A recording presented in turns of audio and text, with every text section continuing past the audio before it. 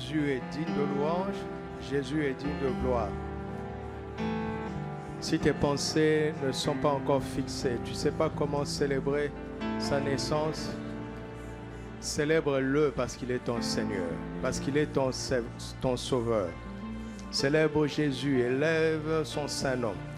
Avant que la parole nous éclaire, donne gloire à Jésus, car il en est digne. Seigneur, tu es digne de gloire, tu es digne de louange. Il n'y a aucun doute que tu es notre Sauveur. Il n'y a aucun doute que tu es allé à la croix pour nos péchés et que c'est grâce à cela que nous sommes sauvés et que nous avons reçu le pouvoir de devenir tes enfants par la foi, par la foi.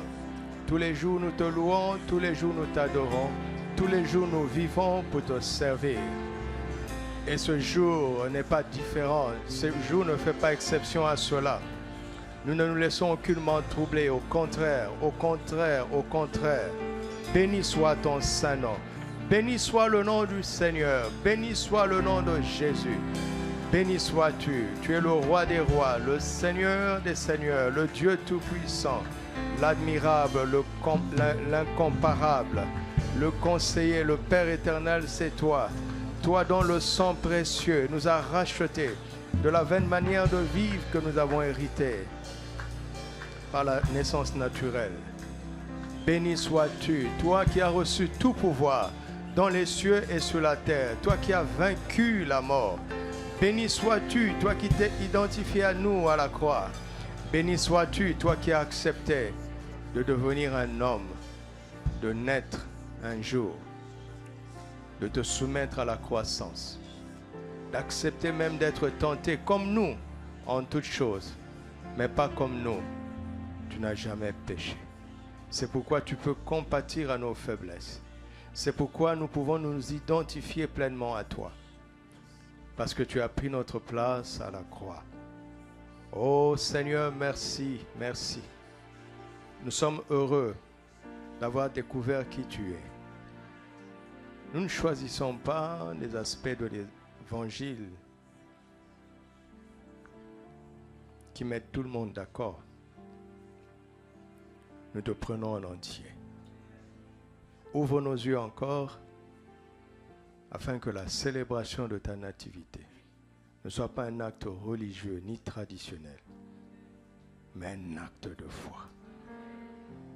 Les anges sont descendus sur la terre pour se réjouir parce que c'est un événement extraordinaire. Tu es né un jour. C'est pourquoi nous te disons merci. Merci d'être venu, de t'être assujetti à la vie humaine seulement par amour pour nous. Merci pour ce grand amour. Merci. Ouvre nos yeux encore et parle à nos cœurs par ton esprit. Au nom de Jésus, Amen. Gloire à Dieu. Alléluia. Alors, regarde quelqu'un, demande-lui, qu'est-ce que tu es venu faire ici aujourd'hui? Qu'est-ce que tu célèbres aujourd'hui? Et tu réponds, non? Les deux pianistes, posez-vous vous deux. Dites-lui, joyeuse fête de la nativité. Jésus n'est pas né aujourd'hui, mais Jésus est né un jour. Dis-lui ça, dis-lui ça. Une chose est sûre, c'est que Jésus est né un jour. Et nous allons comprendre ce que cela nous apporte. Au nom de Jésus, Amen. Avant que les enfants ne viennent nous donner une leçon de foi et de louange et d'adoration, nous allons regarder quelques portions des Écritures concernant cet événement merveilleux et magnifique. Commençons dans 1 Timothée chapitre 3, verset 16. 1 Timothée chapitre 3, verset 16 nous parle d'un grand mystère. Le mot mystère suffit déjà à lui-même pour nous dépasser. Et quand on ajoute grand, ça devient encore plus difficile, humainement parlant. Lisons ensemble. Et sans contredit, le mystère de la piété est grand. Celui qui a été manifesté en chair, justifié par l'Esprit, vu des anges, prêché aux gentils, cru dans le monde, élevé dans la gloire. Amen. Le mystère de la piété est grand. Et ce mystère contient 6 points. Le tout premier, c'est que Dieu a été manifesté en chair. Il est devenu un homme. C'est l'incarnation. La parole a été faite chair, elle a habité parmi nous, pleine de grâce et de vérité, de gloire et de vérité. Nous avons contemplé sa gloire, une gloire comme la gloire du Fils unique venu du Père. Donc c'est un grand mystère qui commence par l'incarnation, par le fait que Dieu est devenu un humain dans la personne du Seigneur Jésus-Christ. Et il a été justifié par le Saint-Esprit.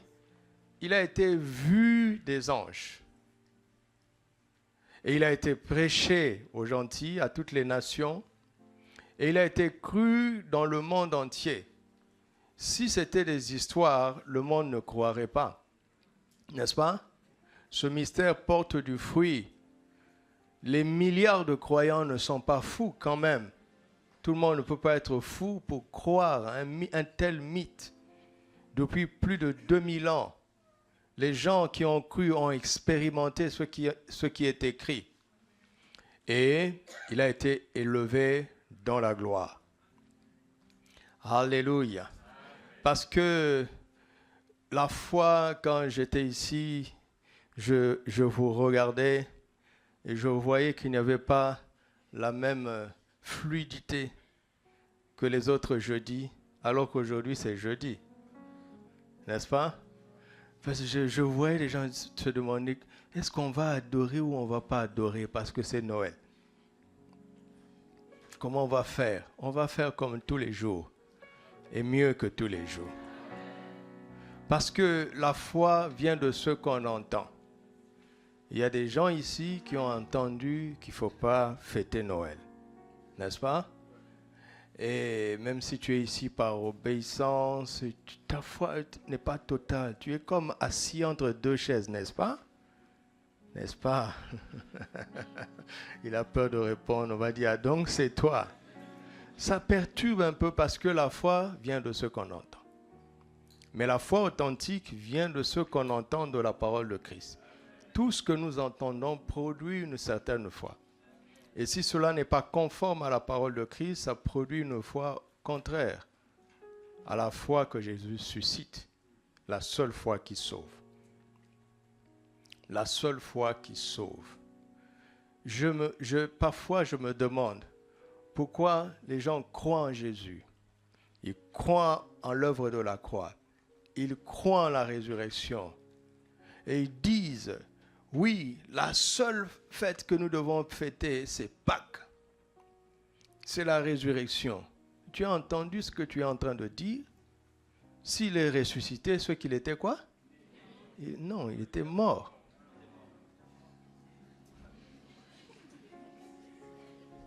Et pour qu'il meure, il a fallu qu'il naisse. Pas il naisse, qu'il naisse.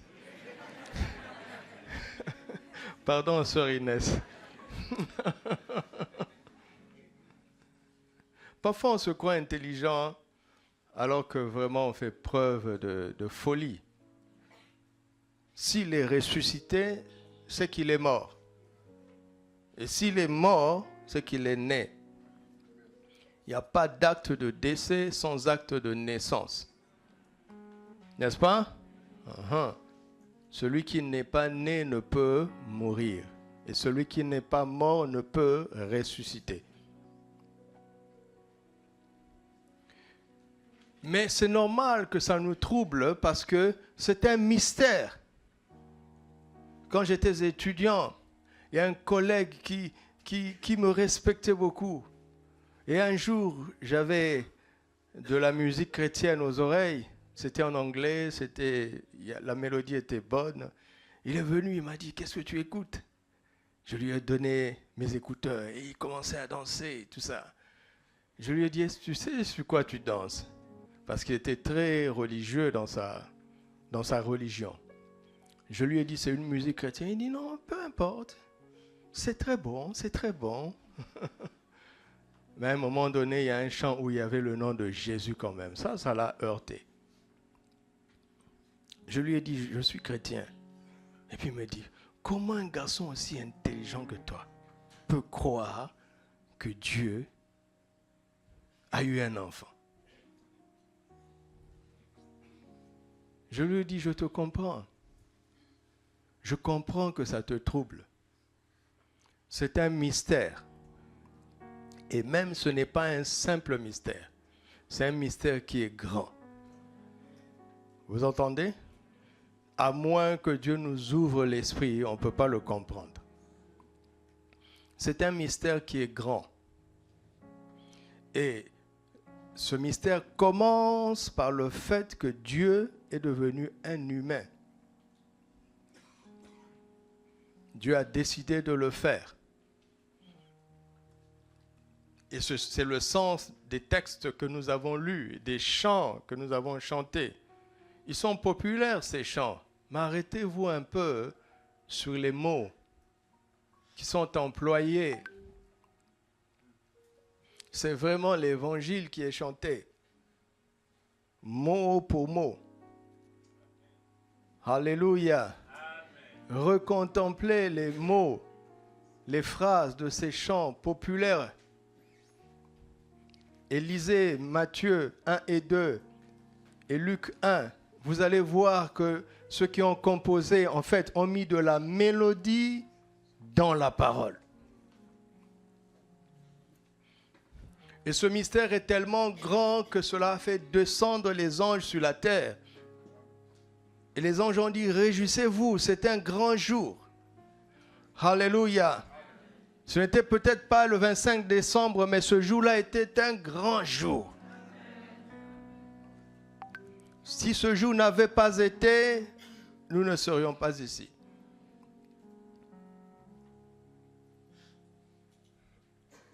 Il y a plusieurs mystères dans la parole de Dieu, mais il y a un grand mystère. Le mystère de la piété est grand.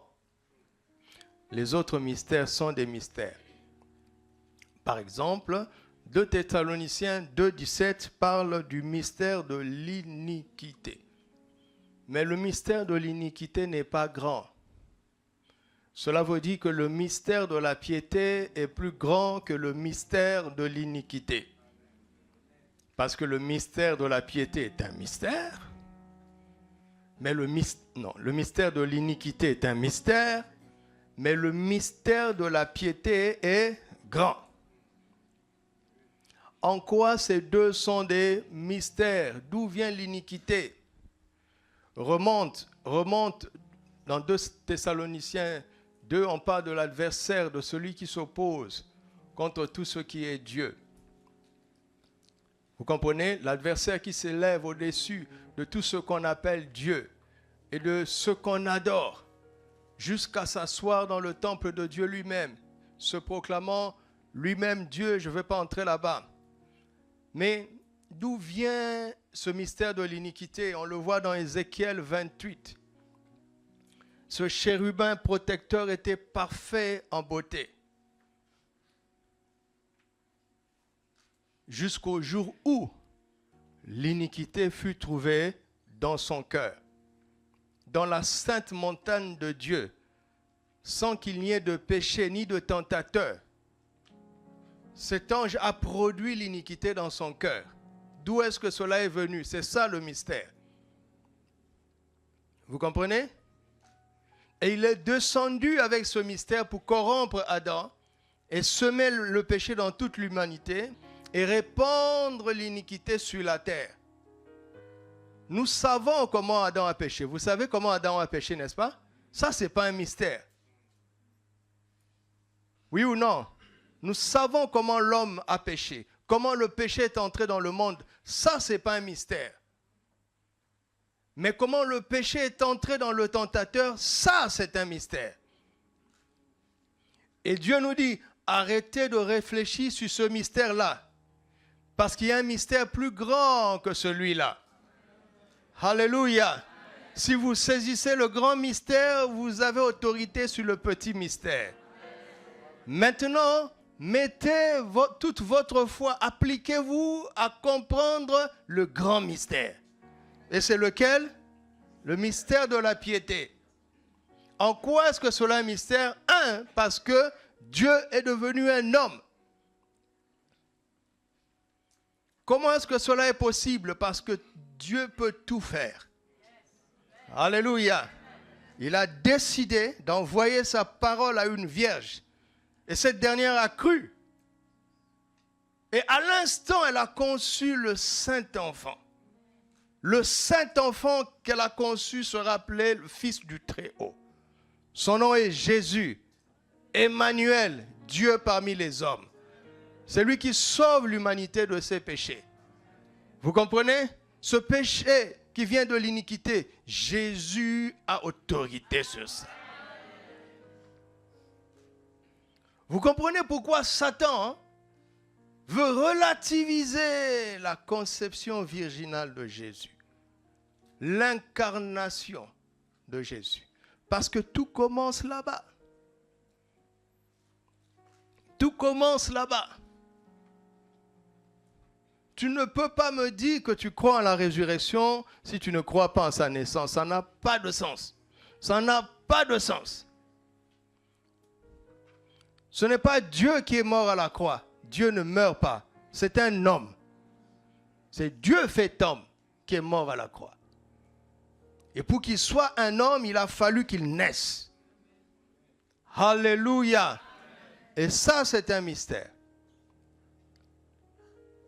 Et il a été justifié par l'Esprit. Qu'est-ce que cela veut dire? Est-ce qu'il était injuste? Non. Mais le Saint-Esprit devait mettre un sceau pour dire il est juste. Alléluia. Pourquoi le Saint-Esprit?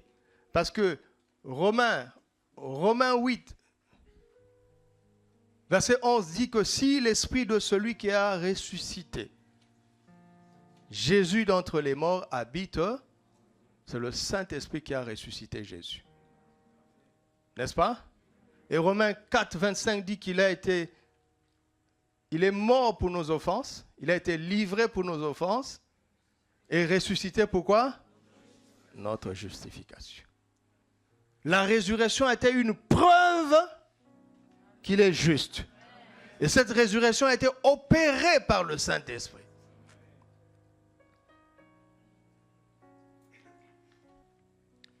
Et troisièmement, il dit, on est dans 1 Timothée 3,16, il a été vu des anges. Qu'est-ce que cela veut dire? Cela veut dire qu'avant que Jésus ne descende sur la terre, aucun ange ne l'avait vu.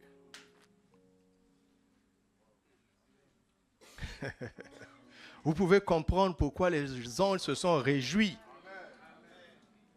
Vous connaissez Ésaïe 6, n'est-ce pas? Les séraphins avaient 6 ailes. 2 dont ils se couvraient les pieds. 2 autres dont ils se couvraient la face. Et ils se disaient l'un à l'autre, Saint, Saint. Ils n'osaient pas regarder la sainteté. 1 Timothée 6, 16 dit qu'il habite une lumière inaccessible, que nul homme n'a vu ni ne peut voir. Le seul moyen de voir Dieu, c'est en contemplant Jésus.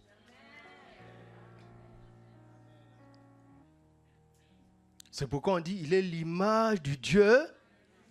C'est la Bible que vous connaissez là. Il est l'image de qui? Invisible veut dire quoi? Qu'on ne voit pas? Mais c'est l'image qui projette le Dieu qu'on ne peut pas voir. C'est pourquoi les anges se sont empressés de descendre pour contempler. Parce qu'ils savaient que ce bébé-là, c'était Dieu. Mais comment expliquer? C'est un grand mystère. C'est un grand mystère, hein? C'est un grand mystère. Et quand tu es convaincu de cela, lorsque tu prêches, les gens croient. Parce que tu ne prêches pas une tradition. On n'a pas de crèche ici. Le but, c'est pour sauver le monde de ce péché.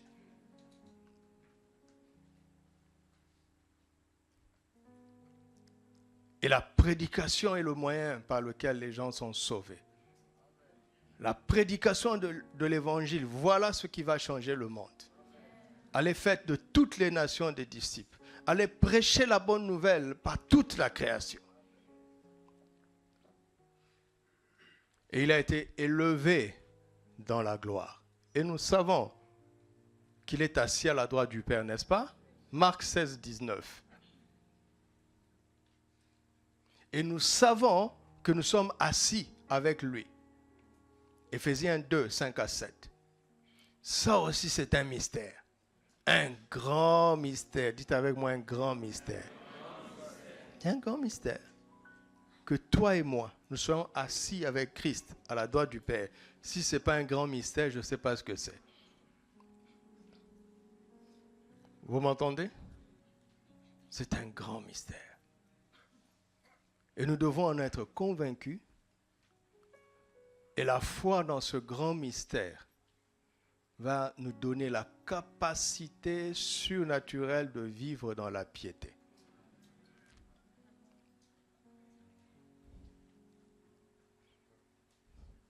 Et la piété contient ces 6 points-là. Je vous laisse ça comme un sujet de méditation. Ce n'est pas une piété religieuse, c'est une piété en vérité. Et qui se manifeste, et qui se démontre, et qui te rend crédible de convaincre les gens.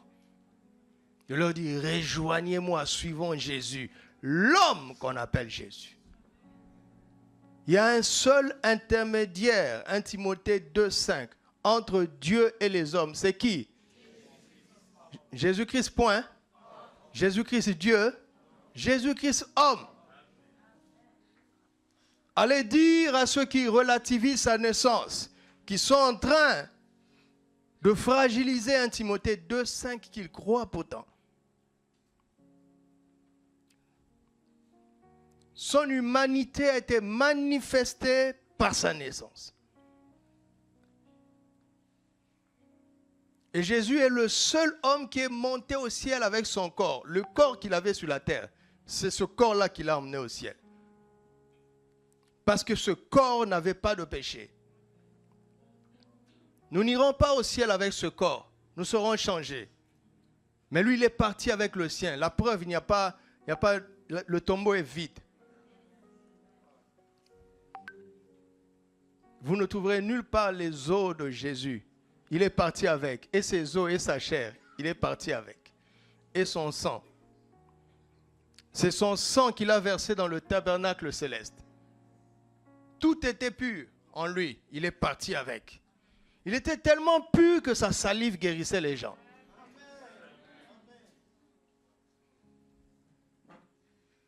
Alléluia.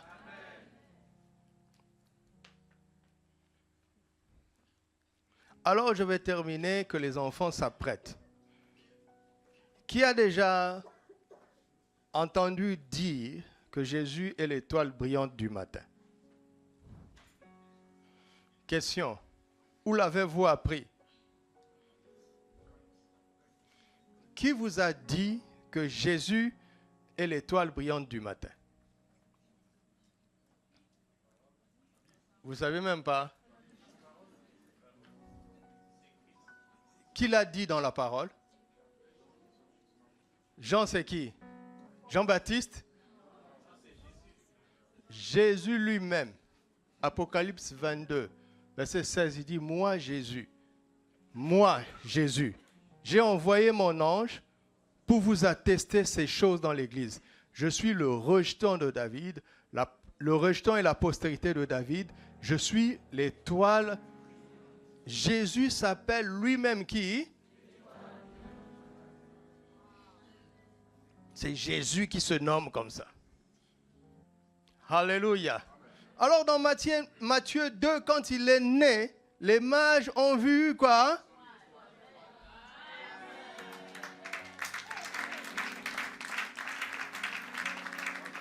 Tu vois, tu vas chanter différemment maintenant.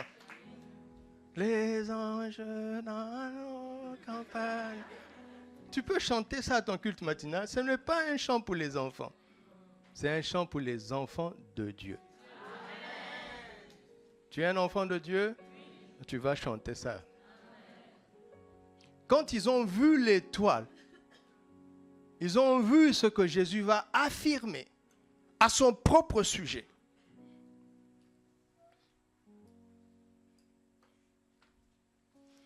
Et ils sont allés tout droit à Jérusalem parce que pour eux, cette étoile-là, ils avaient une science pour étudier les astres. Et Balaam avait cette science-là, dans Nombre 23. Il avait vu un astre qui monte. C'est parce que je ne veux pas être long aujourd'hui, mais la nativité doit être un sujet d'un séminaire. Que Dieu m'aide un jour à faire un séminaire sur la nativité le jour de Pâques, dans la semaine de Pâques. Je vais bouleverser les codes. Ça viendra peut-être un jour. Balaam avait vu cet astre. Jacob avait vu cet astre quand il parlait de Judas. Il a appelé le Shiloh. Il a dit que tous les peuples vont l'adorer. Et Balaam a vu que cet astre a le bâton de souverain. En tant qu'un astre. Et quand la prophétie s'est accomplie, les mages, qui sont des astrologues, ont vu cette étoile. Ils ont su que c'était une étoile royale, mais même super royale. C'est l'étoile du roi des rois.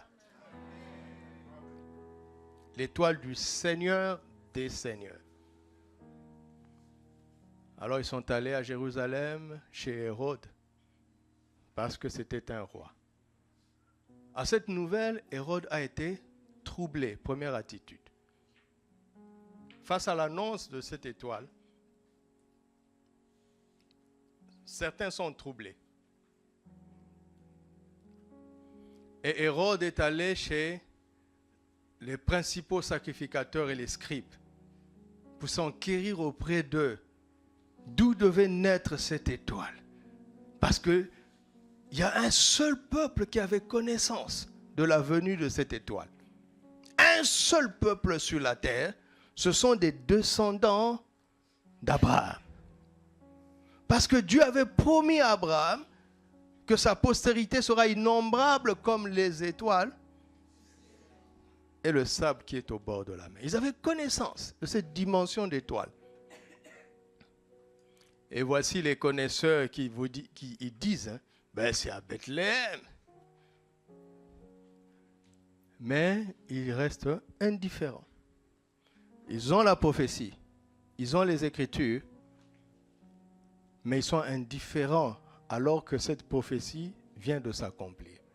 Deuxième attitude. Première attitude, c'est le trouble. Deuxième attitude, c'est l'indifférence. N'est-ce pas?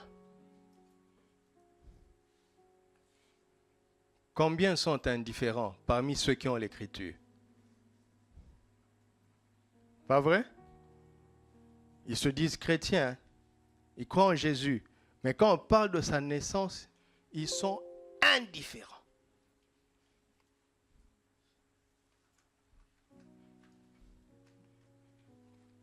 Complètement indifférents. Et ils passent à côté de Bethléem, de la maison de pain. Ils passent à côté du pain de vie. Sa proie par la... Parce qu'ils veulent que le pain vienne à leur manière, alors que le pain viendra à sa manière. Sa provision ne viendra pas comme on l'imagine. Sa provision viendra comme lui, il a prévu. C'est le danger de l'indifférence. Mais les autres, les mages là, quand ils ont vu le bébé, ils se sont prosternés et ils l'ont adoré, n'est-ce pas? Mais avant ça, ils ont ouvert leur trésor. C'est quoi ton trésor? Il dit, là où est ton cœur, là aussi sera... On ne l'adore pas avec un cœur fermé. Sinon, ce n'est pas de l'adoration. On ouvre d'abord son cœur. Et on l'adore avec les trésors qui sont dans nos cœurs. Ça, c'est les adorateurs. 3 attitudes. Tu es où? Parmi ceux qui sont troublés, parmi ceux qui sont indifférents, ou bien parmi ceux qui l'adorent réellement, véritablement. Revois-toi. C'est une raison pour laquelle nous revenons sur cette séquence de la vie du Seigneur une fois par an. Pour remettre à l'heure les compteurs de ta vie d'adorateur. Ainsi que de la mienne. Tu m'entends?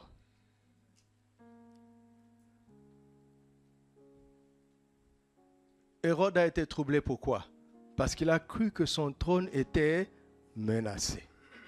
Vous savez, nous avons accepté Jésus, n'est-ce pas, dans nos vies? Nous l'avons accepté comme qui? Notre Seigneur. Cela veut dire quoi? Nous sommes ses sujets. Tu ne peux pas suivre Jésus et garder ton trône. Ça crée un trouble. Ça crée un désordre. Soit tu règnes, il n'est pas ton Seigneur, soit tu abandonnes ton règne, alors il est ton Seigneur. C'est pour cela qu'on se prosterne, on fait allégeance avant d'ouvrir nos bouches pour adorer. Vous entendez? Est-ce que vous entendez? C'est pourquoi dans la tradition chrétienne, on parle des rois mages. Mais la Bible n'a pas dit les rois mages. Mais pourquoi c'est passé comme ça dans les traditions? Le trésor qu'ils ont montré prouve qu'ils n'étaient pas n'importe qui. Ce n'étaient pas de simples scientifiques. Et ils ont ouvert leur trésor. Ils n'ont pas commencé à l'adorer. Qu'est-ce qu'ils ont fait? Vous lisez, non? Pour l'adorer, la condition sine qua non était de quoi? Se prosterner veut dire quoi? J'ai une couronne, tu as une couronne, la tienne est supérieure à la mienne. Je dépose la mienne. Sinon, c'est un trouble. Vous m'entendez? Il y a plein de chrétiens qui sont des Hérodes cachés. Il y a un combat entre la seigneurie du Seigneur et la leur. Il y a un combat entre la royauté du Seigneur et la leur. Il y a un combat entre la couronne du Seigneur et la leur. Il y a un combat entre la volonté du Seigneur et la leur. Et ça crée un trouble. Ils ne respirent pas la paix. Pourtant, ils se disent enfants de Dieu. Voici la cause de tes troubles. Il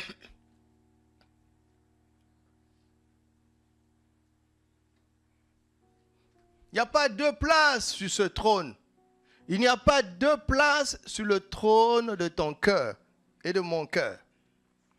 Il n'y a pas 2 places.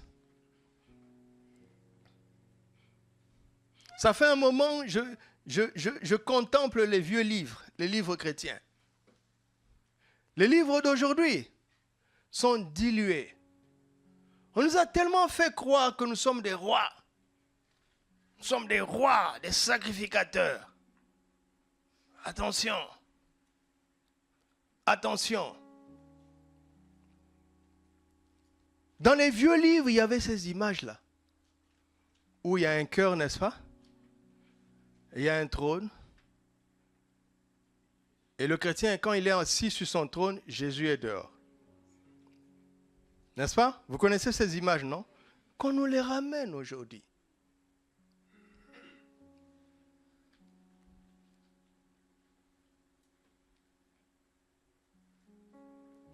Revisitez les vieux livres. Revisitez les vieux chants. Vous allez voir que quelque chose s'est passé dans notre génération. La séduction est venue de manière insidieuse, de manière cachée. C'est pour ça qu'il n'y a pas beaucoup de paix chez les enfants de Dieu, pourtant. Hérode, si tu es roi, c'est lui qui t'a fait roi. Il n'est pas venu discuter ton trône. D'ailleurs, la preuve, vous avez vu, toute sa vie, Jésus n'a pas cherché à voir Hérode. Il n'a pas brigué de mandat politique. Il n'était pas venu pour ça. Il est venu pour nos péchés. Tu m'entends? Il est venu pour nos cœurs. C'est ça qui va ramener la paix dans ton cœur. Alléluia. Et quand la paix est là, quand il n'y a plus de trouble, tu ne seras pas indifférent. Chaque passage de l'Écriture que tu connais te préparera à reconnaître quand ce passage s'accomplit. Tu ne seras pas un théologien mort, froid. Vous comprenez? Ce n'est pas pour rien que Matthieu 2 est écrit comme ça. Il faut d'abord abandonner ce trouble, c'est-à-dire en renonçant à son trône, à être prêt. Dire, Seigneur, ce que tu vas me demander, je vais le faire. Il n'y a pas de roi dans cette vie. Tu es mon roi. Ta volonté sera la mienne. Alléluia. Et donc là, tu réussis à accéder dans sa paix. Vous vous rendez compte que quand il est ressuscité, qu'est-ce qu'il donnait quand il se manifestait? Quel est le mot qui sortait de sa bouche?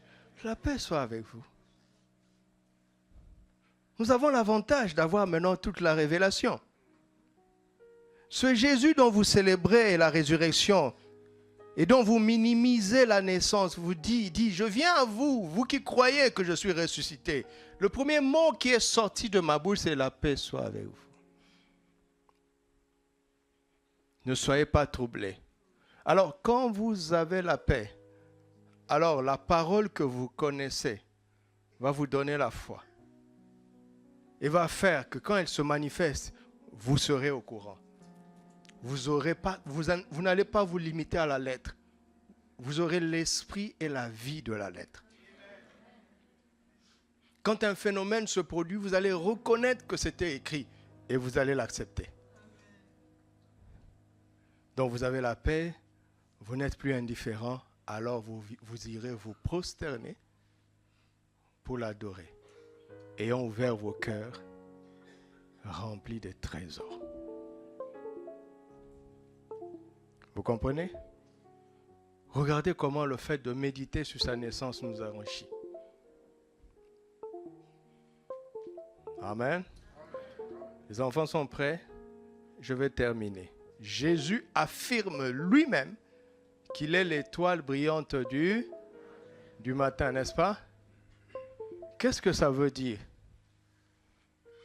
L'étoile brille le matin ou la nuit?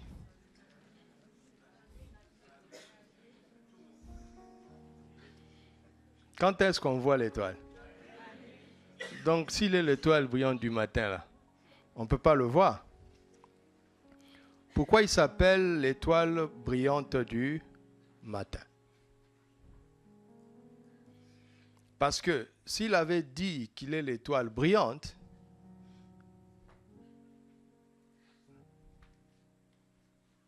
lisons 2 Pierre, chapitre 1.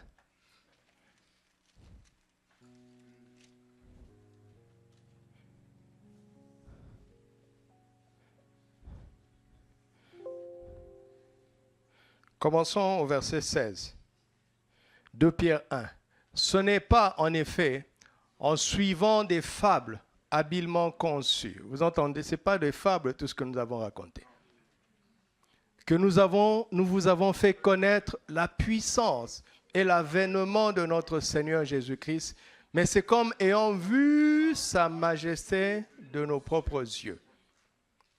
Car il a reçu de Dieu le Père honneur et gloire, quand la gloire magnifique lui fit entendre une voix qui disait « Celui-ci est mon Fils bien-aimé, en qui j'ai mis toute mon affection. » Et nous avons entendu cette voix venant du ciel lorsque nous étions avec lui sur la sainte montagne.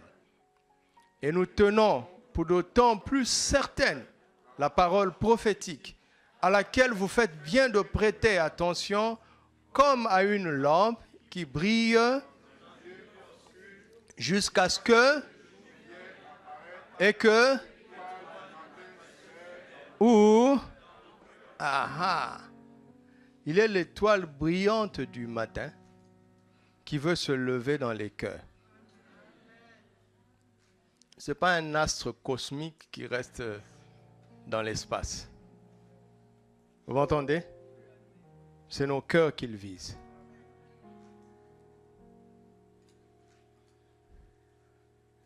Et quand Dieu a créé, il a dit à maintes reprises, il eut un soir, il eut un, ce fut le énième jour. Alléluia. Donc, quand tu dis que Jésus est ton étoile brillante du matin, un jour nouveau vient de commencer dans ta vie intérieure. Tu as compris? Tu as compris? Donc tu ne dépends plus du calendrier extérieur. Tu ne dépends plus des circonstances extérieures. Pendant qu'il fait nuit partout, un jour nouveau peut se lever dans ton cœur. Comment? En reconnaissant l'étoile brillante du matin. Jésus dans son humanité. Dans son humanité. Dans son humanité. C'est très intéressant pour moi. Ça m'ouvre tellement de portes. Qu'est-ce que cela veut dire? Il y a une situation obscure dans ta vie humaine. Regarde à Jésus. Il peut changer ce soir-là en matin et décréter un nouveau jour, alors que les circonstances extérieures restent défavorables. Voilà la puissance de la foi. Ce qu'elle peut faire dans nos vies chaque jour. Tu as une difficulté, ton premier recours, ce n'est pas la banque. Ton premier recours, ce n'est pas l'argent. D'accord? Qu'est-ce que tu dois faire? Commence à mener le bon combat de la foi. Triomphe du trouble. Accède à sa paix. Et dans cette atmosphère de paix, une parole va te parler. Et tu verras qu'elle s'est déjà accomplie. Et tu vas l'accepter. Alors tu iras dans ton lieu de prière. Avec cette parole, tu vas te prosterner. Tu vas l'adorer en ouvrant ton cœur. Quand tu ouvres ton cœur, là, l'étoile brillante entre et décrète un nouveau jour. Et les choses changent.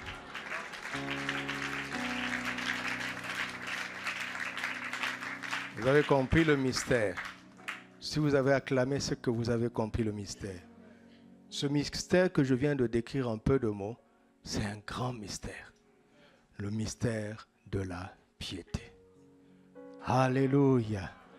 Père, nous te disons merci de nous avoir envoyé ton Fils, d'avoir préparé un couple de foi, Monsieur Joseph et sa fiancée Marie, qui n'ont pas regardé à ce qu'on pouvait dire d'eux. Et ils ont accepté ta parole. Et grâce à leur obéissance de la foi, Jésus a été conçu sans le concours de Joseph, dans le sein d'une vierge, la Vierge Marie.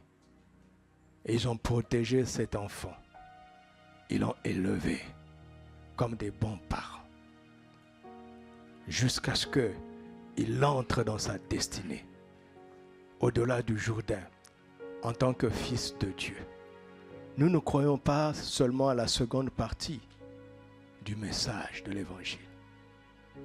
Quand Jésus est entré dans son ministère, étant rempli du Saint-Esprit, nous croyons à tout l'Évangile.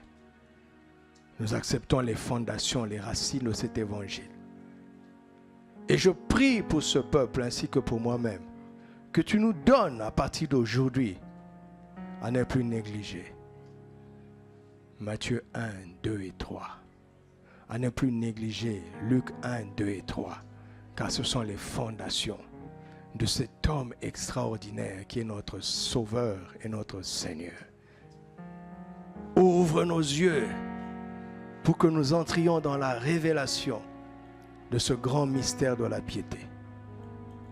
Et que dans la nuit de ce monde, l'étoile brillante du matin brille constamment dans nos cœurs. Son nom est Jésus. Il est digne de gloire. Il est digne de louange. Ce soir, nous ouvrons nos cœurs et avec nos trésors, nous nous prosternons pour t'adorer et te reconnaître comme notre Seigneur et notre Sauveur. Tu as été justifié par l'Esprit. Tu as été vu des anges. Et tu continueras à être prêché. Parce que nous aussi, nous allons rendre témoignage. Tu vas être cru dans le monde. Et bientôt, tu reviens dans ta gloire. Et tout œil te verra. À toi la louange, l'honneur et la gloire, car tu en es digne. Au siècle des siècles. Amen. Soyez remplis de paix. Recevez sa paix. Je chasse tout trouble maintenant. Que tout ce qui te troublait soit balayé maintenant par la bonne nouvelle de la venue de Christ. Que ta foi soit ranimée. Qu'il n'y ait pas un aspect de la vie du Seigneur qui te laisse indifférent. Tu es rempli de zèle dorénavant. Et ta vie d'adorateur est renouvelée. Les trésors de ton cœur sont à lui, car c'est lui qui te les a donnés. Et dans ta vie, on va voir que tu es un homme, une femme de révélation. Tu sais discerner ce qu'il est en train de faire. Tu sauras le reconnaître dans ce temps. Tu sauras le reconnaître chaque jour. Et tu sauras conduire les gens à le reconnaître. Père, nous te rendons grâce pour ce soir et nous te bénissons de tout notre cœur. Au nom de Jésus, Amen.